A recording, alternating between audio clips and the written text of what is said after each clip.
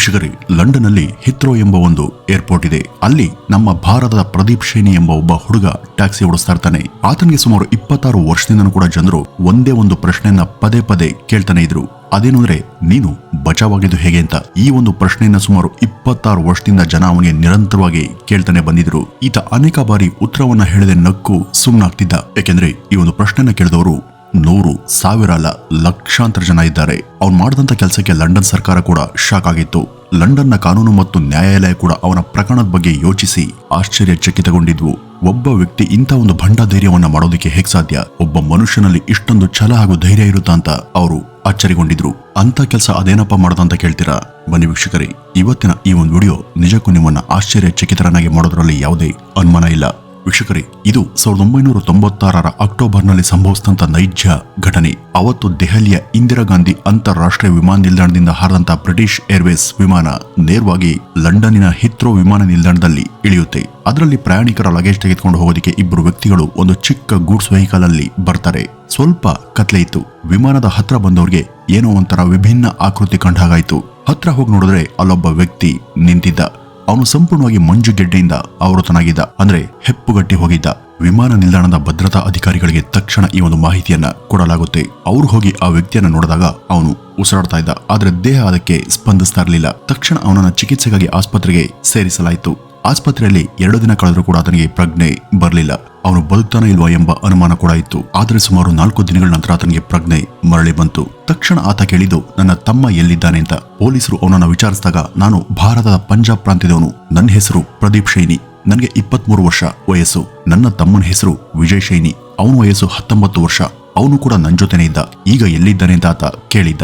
ಇನ್ನು ಇವರಿಬ್ಬರು ಹೆಸರನ್ನ ಈ ಖಲಿಸ್ತಾನಿಗಳ ಜೊತೆ ಸೇರಿಸಲಾಗಿತ್ತು, ಅಂದ್ರೆ ಭಯೋತ್ಪಾದಕರ ಲಿಸ್ಟ್ಗೆ ಸೇರಿಸಲಾಗಿತ್ತು. ಅವನು ಮತ್ತು ಅವನ ತಮ್ಮನನ್ನ ಸುಮಾರು 1 ವರ್ಷದಿಂದ ಪೊಲೀಸರು ಹುಡುಕ್ತಾ ಇದ್ರು.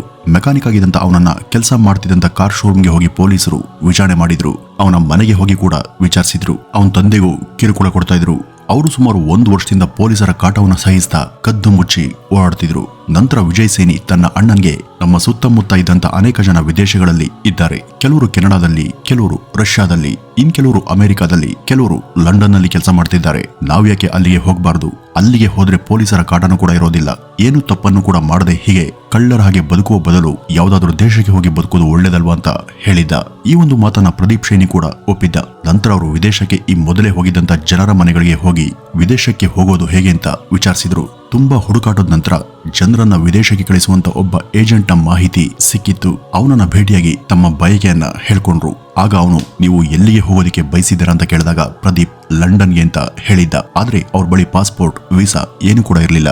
ಹೆಚ್ಚು ಹಣ ಕೂಡ ಇರಲಿಲ್ಲ. ಆ ಏಜೆಂಟ್ ಅವ್ರ ಬಳಿ ಇದ್ದಂತ ಸ್ವಲ್ಪ ಹಣವನ್ನು ಕೂಡ ಕಿತ್ಕೊಂಡು, ನಿಮ್ ಬಳಿ ವೀಸಾ ಮತ್ತು ಪಾಸ್ಪೋರ್ಟ್ ಇಲ್ದಿದ್ರೆ ನಾನು ನಿಮ್ಮನ್ನ ನೇರ ಮಾರ್ಗದ ಮೂಲಕ ಕಳಿಸೋದಿಕ್ಕೆ ಸಾಧ್ಯ ಇಲ್ಲ. ಆದ್ರೆ ಒಂದು ದಾರಿ ಇದೆ. ಪ್ರಯಾಣಿಕರು ಲಗೇಜ್ ಇಡುವಂತ ಜಾಗದಲ್ಲಿ ಬಚ್ಚಿಟ್ಕೊಂಡು ನೀವು ಇಲ್ಲಿಂದ ಲಂಡನ್ಗೆ ಹೋಗಬಹುದು, ಯಾವುದೇ ತೊಂದರೆ ಇಲ್ಲ ಅಂತ ಹೇಳಿದ್ದ. ನಂತರ ಈ ವಾರ, ಮುಂದಿನ ವಾರ ಅಂತ ಹೇಳ್ತಾ ದಿನವನ್ನ ದುಡ್ತಾನೆ ಬಂದಿದ್ದ. ನಂತರ ಇವನನ್ನ ನಂಬಿದ್ರೆ ಕೆಲಸ ಆಗಲ್ಲ ಅಂತ ಒಂದಿನ, ಅಂದ್ರೆ 1996ರ ಸೆಪ್ಟೆಂಬರ್ನಲ್ಲಿ ಸಹೋದರರಿಬ್ರು ಕೂಡ ಪಂಜಾಬ್ನ ಬಿಟ್ಟು ನೇರವಾಗಿ ದೆಹಲಿಯ ಇಂದಿರಾ ಗಾಂಧಿ ಅಂತಾರಾಷ್ಟ್ರೀಯ ವಿಮಾನ ನಿಲ್ದಾಣಕ್ಕೆ ಬರ್ತಾರೆ.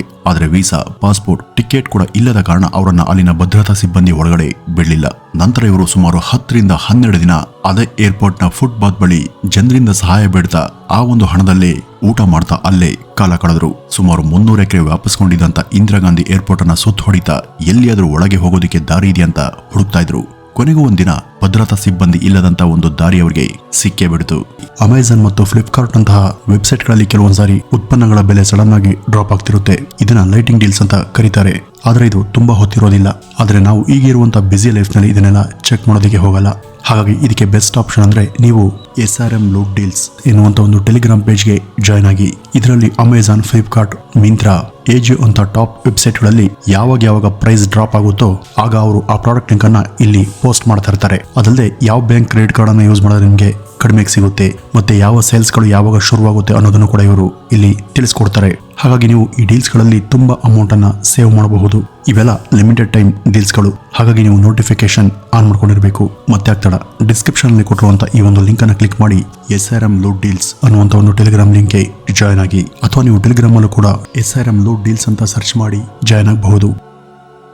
ಅಕ್ಟೋಬರ್ ತಿಂಗಳ ಒಂದಿನ ಅಲ್ಲಿದ್ದಂತ ಏರ್ಪೋರ್ಟ್ಗೆ ಪ್ರವೇಶ ಮಾಡದಂತ ಅವರು ನಿಧಾನವಾಗಿ ವಿಮಾನಗಳು ಲ್ಯಾಂಡ್ ಮತ್ತು ಟೇಕ್ ಆಫ್ ಆಗ್ತಿದ್ದಂತ ಜಾಗವನ್ನ ತಲುಪಿದ್ರು. ಅಷ್ಟು ದಿನ ಅಲ್ಲಿ ಸುತ್ತಾಡ್ತಿದ್ದಂತ ಅವ್ರಿಗೆ ಲಂಡನ್ಗೆ ಹೋಗುವಂತ ವಿಮಾನ ಯಾವುದು ಅಂತ ಗೊತ್ತಾಗಿತ್ತು. ಹಾರೋದಕ್ಕೆ ಸಜ್ಜಾಗಿದ್ದಂತ ಅದ್ರ ಬಳಿ ಇವರು ಹೋಗಿದ್ರು. ಸೆಕ್ಯೂರಿಟಿ ಗಾರ್ಡ್ಗಳ ಕಣ್ಣನ್ನ ತಪ್ಪಿಸಿ ಏರ್ ಜೆಟ್ ನ ಲ್ಯಾಂಡಿಂಗ್ ಗೇರ್ ನ ಬಳಿಗೆ ಅಂದ್ರೆ ಚಕ್ರಗಳ ಬಳಿ ಹೋಗಿ ಕುಳಿತುಕೊಳ್ಳುವಂತ ಪ್ಲಾನ್ ಅನ್ನ ಮಾಡಿದ್ರು. ವಿಮಾನ ಟೇಕ್ ಆಫ್ ಆಗಿ ಚಕ್ರ ಒಳಗೆ ಸೇರಿದ ಮೇಲೂ ಅಲ್ಲಿ ಒಬ್ಬ ವ್ಯಕ್ತಿ ಆರಾಮಾಗಿ ಕುಳಿತುಕೊಳ್ಳಬಹುದಾದಷ್ಟು ಜಾಗ ಇತ್ತು. ಅಣ್ಣ ಒಂದು ಚಕ್ರದ ಬಳಿ, ತಮ್ಮ ಇನ್ನೊಂದು ಚಕ್ರದ ಬಳಿ ಹತ್ತಿ ಕೂತ್ಕೋತಾರೆ. ವಿಮಾನ ಟೇಕ್ ಆಫ್ ಆಗಿ ಮುಂದೆ ಗಂಟೆಗೆ 700 ರಿಂದ 800 ಕಿಲೋಮೀಟರ್ ವೇಗದಲ್ಲಿ ಹಾರತೊಡಗಿದಾಗ ಅವರ ಪರಿಸ್ಥಿತಿ ತುಂಬಾನೇ ಹದಗೆಡುತ್ತೆ. ಮೊದಲು ಇಬ್ರು ಮಾತನಾಡ್ತಾ ಇದ್ರು. ಹೇಗಿದ್ದೀಯಾ, ಸ್ವಲ್ಪ ಹೊತ್ತು ಲಂಡನ್ ಬಂದೇ ಬಿಡುತ್ತೆ ಅಂತ ಹೇಳ್ತಾ ಮಾತನಾಡ್ತಾ ಇದ್ರು. ಬರ್ತಾ ಮಾತುಗಳು ಕೂಡ ನಿಂತು ಹೋದು. ಆ ವಿಮಾನದ ಶಬ್ದಕ್ಕೆ ಅವರ ಕಿವಿಯ ತಮಟೆಗಳೇ ಬೆಚ್ಚಿ ಬಿದ್ದಿದ್ವು. ಅದರ ಜೊತೆಗೆ ಆಕ್ಸಿಜನ್ ಪ್ರಮಾಣ ಕೂಡ ಕಡಿಮೆ ಆಗ್ತಾ ಹೋಯಿತು. ವೀಕ್ಷಕರೇ, ನಿಮಗೆ ಗೊತ್ತಿರುವಂತೆ ಮೌಂಟ್ ಎವರೆಸ್ಟ್ 8848 ಮೀಟರ್ ಎತ್ತರದಲ್ಲಿದೆ. ಆದ್ರೆ ವಿಮಾನ ಸುಮಾರು 40,000 ಮೀಟರ್ ಎತ್ತರದಲ್ಲಿ ಅಂದ್ರೆ ಮೌಂಟ್ ಎವರೆಸ್ಟ್ ಗಿಂತ 4 ಪಟ್ಟು ಹೆಚ್ಚು ಎತ್ತರದಲ್ಲಿ ಹಾರುತ್ತೆ. ಆಗ ಯಮ ವೇಗವಾಗಿ ಬೀಸುವಂತ ಗಾಳಿ, ಆ ಶಬ್ದ, ಉಸಿರಾಡೋದಕ್ಕೆ ಆಮ್ಲಜನಕದ ಕೊರತೆ, ಹೀಗಾದಾಗ ಮನುಷ್ಯ ಬದುಕುಳಿದಾದರೂ ಹೇಗೆ ಅಲ್ವಾ? ಆದ್ರೂ ಸುಮಾರು 10 ಗಂಟೆಗಳ ಕಾಲ ಸತತವಾಗಿ ಪ್ರಯಾಣ ಮಾಡಿದ ನಂತರ ವಿಮಾನ ಲಂಡನ್ ಅನ್ನ ತಲುಪಿತ್ತು. ಆ ನಂತರನೇ ಹಿಥ್ರೋ ವಿಮಾನ ನಿಲ್ದಾಣದಲ್ಲಿ ಈ ಪ್ರದೀಪ್ ಶೈನಿ ನಿಲ್ದಾಣದ ಸಿಬ್ಬಂದಿಗೆ ಸಿಕ್ಕಿದ್ದು. ಅಲ್ಲಿಂದ 4 ದಿನಗಳ ಕಾಲ ಆಸ್ಪತ್ರೆಯಲ್ಲಿ ಹೋರಾಡಿ ಕೊನೆಗೂ ಎಚ್ಚರಗೊಂಡಿದ್ದ. ಪ್ರಜ್ಞೆ ಬಂದ ಕೂಡಲೇ ಅವನು ಮೊದಲು ಕೇಳಿದ್ದು ತನ್ನ ತಮ್ಮನನ್ನ. ಅವನಿನ್ನು ಚಿಕ್ಕವನು, ಅವನಿಗೆ ಕೇವಲ 19 ವರ್ಷ ವಯಸ್ಸು. ಅವನು ಎಲ್ಲಿದ್ದಾನೆ ಹುಡುಕೋಡಿ ಅಂತ ಅಂಗಲಾಚಿದ್ದ.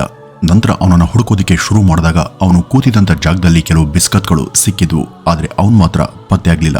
4-5 ದಿನಗಳ ನಂತರ ಒಂದು ಸುದ್ದಿ ಬರುತ್ತೆ. ಲಂಡನ್ನ ಒಂದು ಪ್ರದೇಶದಲ್ಲಿ ಒಂದು ಮೃತದೇಹ ಪತ್ತೆಯಾಗುತ್ತೆ.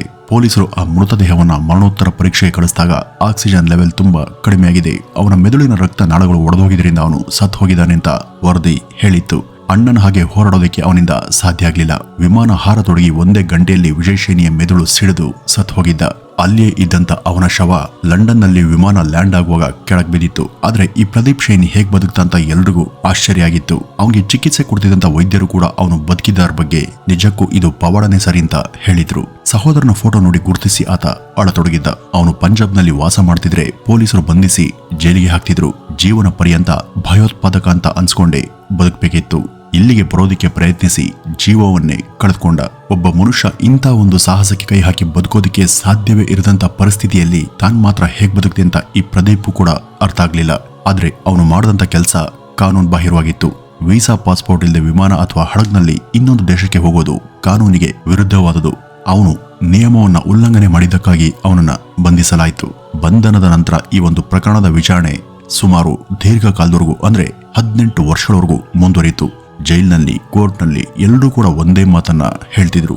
ನೀವ್ ಹೇಗೆ ಬದುಕೊಳ್ಳಿದ್ರಿ, ಇದು ಸಾಧ್ಯವೇ ಇಲ್ವಲ್ಲ, ಇದು ಹೇಗೆ ಅಂತ ಕೇಳ್ತಾನೆ ಇದ್ರು. ವೀಕ್ಷಕರೇ, ನಿಮ್ಗೆ ಗೊತ್ತಿರ್ಲಿ, ವಿಮಾನ ಎತ್ತರಕ್ಕೆ ಹೋದಂತೆ ತಾಪಮಾನ ಕಡಿಮೆ ಆಗ್ತಾ ಸಾಗುತ್ತೆ.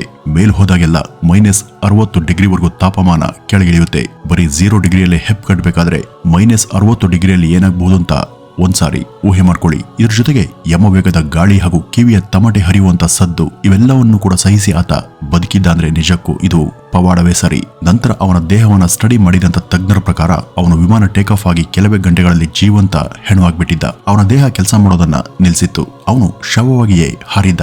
ಎತ್ತರಕ್ಕೆ ಹೋದಂತೆ ಕಿವಿಗಳು ಭಾರಿ ಶಬ್ದ ಹಾಗೂ ವೇಗದ ಗಾಳಿ ಮತ್ತೆ ಇನ್ನಿತರ ಕಾರಣಕ್ಕಾಗಿ ಒಡೆದು ಹೋಗಬೇಕಿತ್ತು. ಆದ್ರೆ ಅವನ ಕಿವಿ ತಮಟೆ ಸುರಕ್ಷಿತವಾಗಿದ್ದು ಹೇಗೆ ಎಂಬುದು ವೈದ್ಯ ಲೋಕಕ್ಕೆ ನಿಜಕ್ಕೂ ಅಚ್ಚರಿಯಾಗಿತ್ತು. ಸಾವಿನೊಂದಿಗೆ ಹೋರಾಡಿ ಮೊದಲ ಯುದ್ಧವನ್ನ ಗೆದ್ದ ನಂತರ ಆತ 2014ರಲ್ಲಿ ಲಂಡನ್ನ ಕೋರ್ಟ್ನಲ್ಲಿ 2ನೇ ಯುದ್ಧವನ್ನು ಕೂಡ ಗೆದ್ದಿದ್ದ. ನೀವು ನಿಜವಾಗಿ ಕೂಡ ತಪ್ಪು ಮಾಡಿದ್ದೀರಿ, ಆದ್ರೆ ನಿಮ್ಮ ಧೈರ್ಯವನ್ನ ಮೆಚ್ಚಲೇಬೇಕು. ಇಲ್ದಿದ್ರೆ ನಿಮ್ಮ ಧೈರ್ಯಕ್ಕೆ, ಸ್ಥೈರ್ಯಕ್ಕೆ, ಛಲಕ್ಕೆ ನಾವು ಅವಮಾನ ಮಾಡದಾಗುತ್ತೆ. ನಿಮ್ಮ ಹೋರಾಟದಿಂದ ನಮ್ಗೆ ಸಂತೋಷ ಆಗಿದೆ, ಅದಕ್ಕಾಗಿನೇ ನಾವು ನಿಮ್ಗೆ ನಮ್ಮ ದೇಶದ ಪೌರತ್ವವನ್ನ ಕೊಡ್ತಿದ್ದೇವೆ. ನೀವು ಭಾರತದಲ್ಲಿ ಮಾಡ್ತಿದ್ದಂತ ಮೆಕ್ಯಾನಿಕ್ ಅಥವಾ ಡ್ರೈವರ್ ಕೆಲಸವನ್ನ ಇಲ್ಲೂ ಕೂಡ ಮುಂದುವರಿಸಿ ಅಂತ ಕೋರ್ಟ್ ಆತನಿಗೆ ಹೇಳಿತ್ತು. ಅಂದಿನಿಂದ ಪ್ರದೀಪ್ ಶೈನಿ ಲಂಡನ್ ವಿಮಾನ ನಿಲ್ದಾಣದಲ್ಲಿ ಟ್ಯಾಕ್ಸಿಯನ್ನ ಓಡಿಸೋದಕ್ಕೆ ಶುರು ಮಾಡ್ತಾನೆ. ಆದ್ರೆ ಇವತ್ತಿಗೂ ಕೂಡ ಇವನನ್ನ ಭೇಟಿಯಾಗುವಂತ ಜನ ನೀನು ಬದುಕಿದ್ದು ಹೇಗೆ ಮರೆಯ ಅಂತ ಕೇಳದೇನೆ ಇರೋದಿಲ್ಲ. ಅಲ್ಲಿನ ಪೌರತ್ವ ಪಡೆದ ನಂತರ ಪ್ರದೀಪ್ ಅಲ್ಲಿ ಮದುವೆ ಆಗ್ತಾನೆ. 2 ಮಕ್ಕಳು ಕೂಡ ಜನಿಸ್ತಾರೆ. ದಶಕಗಳೇ ಕಳೆದರೂ ಕೂಡ ಪ್ರದೀಪ್ ಶೈನಿಯನ್ನ ಜನ ಮರ್ತಿಲ್ಲ. ಕಳೆದ ವರ್ಷ ತಾಲಿಬಾನ್ ಸಂಪೂರ್ಣವಾಗಿ ಆಫ್ಘಾನಿಸ್ತಾನವನ್ನು ವಶಪಡಿಸಿಕೊಂಡಾಗ ಜನರು ಭಯದಿಂದ ದೇಶ ಬಿಟ್ಟು ಹೋಗೋದಿಕ್ಕೆ ಶುರು ಮಾಡಿದ್ರು. ಹೊರದೇಶಕ್ಕೆ ಹೋಗುವಂತ ವಿಮಾನದ ಮೇಲೆ ಎಲ್ಲಂದರಲ್ಲಿ ಕುಳಿತು ಪ್ರಯಾಣಿಸುವಾಗ ಮತ್ತೆ ಎಲ್ರಿಗೂ ಪ್ರದೀಪ್ ಶೈನಿ ನೆನಪಾಗಿದ್ದ. ಆದ್ರೆ ವಿಮಾನ ಹರಿದಂತ ಕೆಲವೇ ನಿಮಿಷಗಳಲ್ಲಿ ಅವರೆಲ್ಲರೂ ಕೂಡ ಕೆಳಕ್ಕೆ ಬಿದ್ದು ಶವವಾಗಿದ್ರು. ಹಾಗೆ ಪ್ರಯಾಣ ಮಾಡಿದವರು ಯಾರು ಕೂಡ ಬದುಕಲಿಲ್ಲ. ಪಂಜಾಬ್ನ ಪೊಲೀಸರು ಸರಿಯಾಗಿ ತನಿಖೆ ನಡೆಸಿ ಅವರು ಅಪರಾಧ ಮಾಡಿದರೋ ಇಲ್ವೋ ಎಂಬುದನ್ನು ಖಚಿತಪಡಿಸದೆ ವರ್ಷಗಟ್ಟಲೆ ಕಾಡಿದಂತ ಫಲವಾಗಿ ಒಬ್ಬ ಸಹೋದರ ಪವಾಡ ಸದೃಶವಾಗಿ ದೇಶ ತೊರೆದ್ರೆ ಮತ್ತೊಬ್ಬ ಈ ಒಂದು ಪ್ರಯತ್ನದಲ್ಲಿ ಸೋತು ಪ್ರಾಣವನ್ನೇ ಕಳೆದುಕೊಂಡ. ವೀಕ್ಷಕರೇ, ಇಲ್ಲಿ ಪೊಲೀಸರ ತಪ್ಪಿದೆಯಾ ಅಥವಾ ಈ ಶೈನಿ ಸಹೋದರರು ನಿಜಕ್ಕೂ ಖಲಿಸ್ತಾನಿ ಭಯೋತ್ಪಾದಕರ ಬೆಂಬಲಿಗರಾಗಿದ್ರೆ ಎಂಬುದು ಗೊತ್ತಿಲ್ಲ. ಆದ್ರೆ ಇಂಥ ಒಂದು ಸಾಹಸಕ್ಕೆ ಕೈ ಹಾಕಿ ಬದುಕಿ ಇವತ್ತಿಗೂ ಕೂಡ ಜೀವಂತವಾಗಿರುವಂತಹ ಮೊಟ್ಟ ಮೊದಲ ವ್ಯಕ್ತಿ ಅಂದ್ರೆ ಈ ಪ್ರದೀಪ್ ಶೈನಿ ಅಂತ ಹೇಳ್ತಾ ಈ ಒಂದು ವಿಡಿಯೋವನ್ನ ಇಲ್ಲಿಗೆ ಮುಗಿಸೋಣ. ನಮಸ್ಕಾರ.